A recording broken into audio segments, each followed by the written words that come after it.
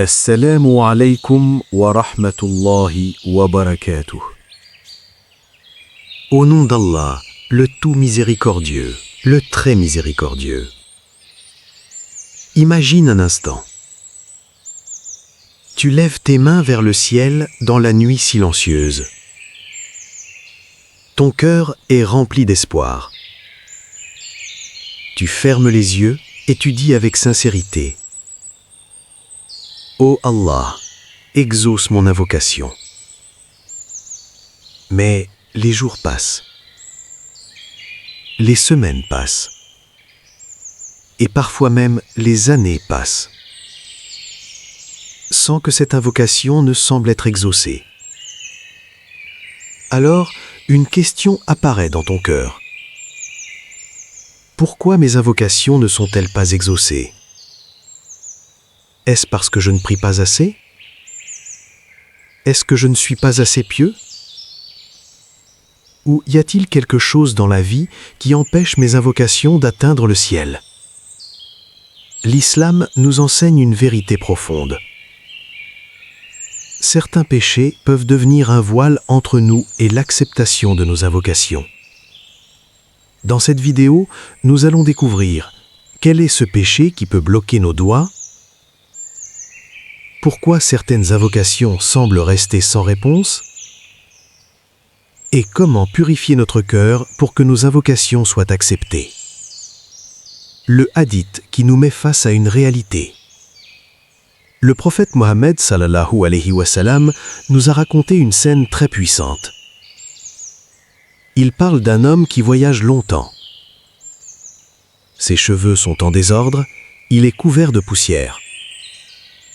Il lève les mains vers le ciel et dit: Ô Seigneur, ô Seigneur. Tout semble indiquer que son invocation devrait être exaucée. Mais le prophète Mohammed sallallahu alayhi wa sallam dit ensuite quelque chose de très étonnant. Il dit: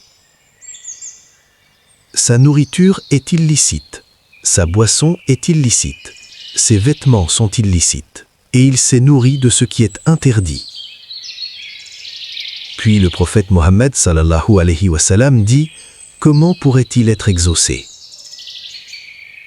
Ce hadith nous enseigne une leçon extrêmement importante. L'une des causes les plus graves qui empêchent l'acceptation des invocations est le fait de vivre avec ce qui est illicite. Le danger de l'argent illicite. L'argent que nous gagnons influence directement notre relation avec Allah. Si une personne gagne son argent par l'injustice,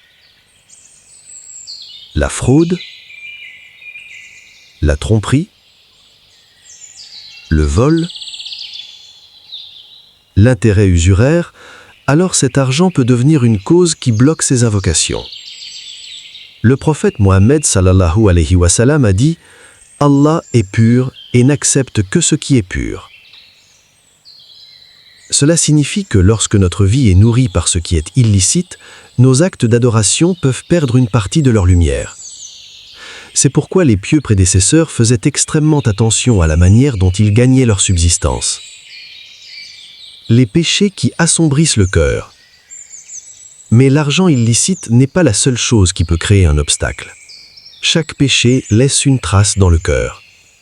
Le prophète Mohammed sallallahu alayhi wa sallam a expliqué que lorsqu'une personne commet un péché, une tache noire apparaît sur son cœur. Si la personne se repent, cette tache disparaît. Mais si elle continue dans le péché, la tache s'agrandit jusqu'à couvrir le cœur. Et lorsque le cœur devient obscurci, la connexion avec Allah devient plus faible. C'est pour cela que certaines personnes ressentent une distance dans leurs invocations. Mais alors, pourquoi Allah retarde parfois la réponse? Il est aussi important de comprendre quelque chose. Parfois, Allah ne retarde pas une invocation à cause d'un péché. Parfois, Allah retarde l'exaucement par sagesse et par amour. Le prophète Mohammed sallallahu alayhi wa sallam nous enseigne qu'aucune invocation sincère n'est perdue. Allah peut exaucer immédiatement, repousser un mal grâce à cette invocation, ou garder la récompense pour l'au-delà. Donc, si une invocation n'est pas exaucée immédiatement, cela ne signifie pas forcément qu'Allah ne nous écoute pas. Au contraire, Allah entend chaque mot que nous prononçons. Comment ouvrir la porte de l'acceptation des invocations? La bonne nouvelle, c'est que la porte d'Allah n'est jamais fermée. Voici quelques clés puissantes pour augmenter les chances que nos invocations soient acceptées. 1. Se repentir sincèrement. Le repentir purifie le cœur et enlève les obstacles. Allah dit dans le Coran, « Demandez pardon à votre Seigneur, puis repentez-vous à lui. » 2. Chercher une subsistance licite. Faire attention à ce que nous gagnons et à ce que nous consommons.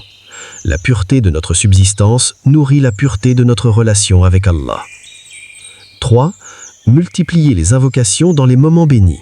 Certains moments sont particulièrement propices. Le dernier tiers de la nuit, entre l'adhan et l'ikama, pendant la prosternation, le vendredi. 4. Faire les invocations avec un cœur présent. Le prophète Mohammed sallallahu alayhi wa sallam a dit « Invoquez Allah en étant convaincu de la réponse ». Une vérité rassurante. Parfois nous pensons que nos invocations sont perdues, mais la réalité, c'est que chaque invocation est entendue par Allah. Même si la réponse n'arrive pas immédiatement, Allah sait ce qui est meilleur pour nous. Et parfois, ce que nous demandons aujourd'hui pourrait en réalité nous nuire demain. C'est pourquoi Allah choisit toujours la réponse parfaite. Donc, mes frères et sœurs, les invocations sont un des liens les plus précieux entre nous et Allah.